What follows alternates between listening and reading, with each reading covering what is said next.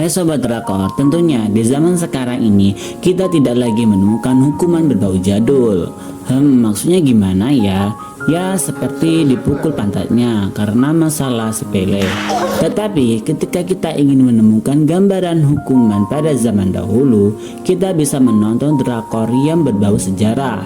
Seperti kisah Nyonya Oak dengan judul internasional The Tale of Lady Oak. Drama ini sungguh-sungguh akan menguras jiwa Anda ketika Anda menonton dengan sepenuh hati. Drakor The Tale of Lady Oak mengisahkan perjalanan budak Gudok yang diperankan oleh Lim Jin Yeon. Drakor ini mengisahkan perjuangan seorang budak yang menegakkan keadilan di tengah-tengah kekejaman kaum bangsawan. Drakor ini juga menampilkan fakta kelam kehidupan di era dinasti Joseon. Dan jangan lupa dengan adegan yang membuat kamu baper karena drakor ini bergenre romantis. Nah, berikut adalah 9 fakta kelamnya kehidupan yang ditampilkan drakor The Tale of Lady Oak. 1. Perbudakan mencabut kebebasan. Zaman sekarang, apalagi di Indonesia, semua orang bebas dari tekanan dan bebas melakukan apa yang dikehendaki, tapi tidak untuk kejahatan ya. Namun berbeda dengan orang di zaman dahulu, apalagi budak di era dinasti Joseon.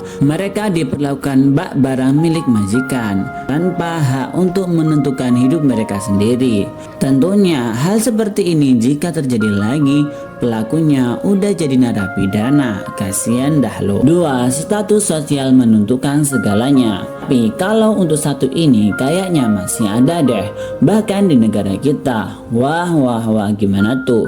Tapi mungkinnya tidak setragis dahulu. Kalau kalian setuju komen ya. Namun di era dinasti Joseon, keadilan antara kaum bangsawan dan non bangsawan, apalagi seorang budak, itu sangat nampak dan tragis. Mulai dari hak berbicara hingga keadilan di pengadilan, membuat kaum bawah sering terpinggirkan. 3. Penjabat pemerintah sering menggunakan kekuasaan untuk keuntungan pribadi dan mempersulit rakyat kecil dalam mencari keadilan. Wah, ini kayaknya masih ada di zaman sekarang ya. Tapi nggak tahu tuh siapa pelakunya. Yang jelas yang sudah masuk penjara, yang ketahuan korup. Tapi ada nggak ya yang diantara mereka yang dijebak sebagai korup? Nggak tahu dah tuh. 4. Perempuan tidak punya suara. Di Indonesia ada Megawati Soekarno Putri, presiden wanita pertama di Indonesia. Nah, ini membuktikan bahwa negara kita jauh dari kata perempuan tidak punya suara.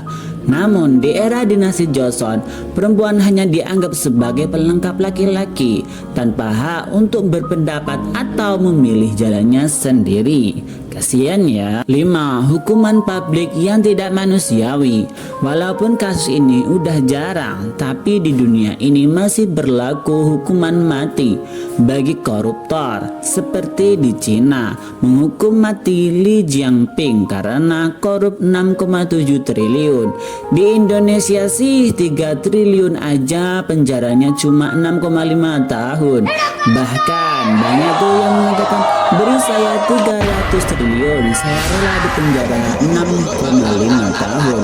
Kembali lagi di era dinasti Joseon. Di era itu masih kental dengan hukuman cambuk hanya karena masalah sepele. Bahkan majikan bebas menghukum budaknya sesuai kehendak hati mereka.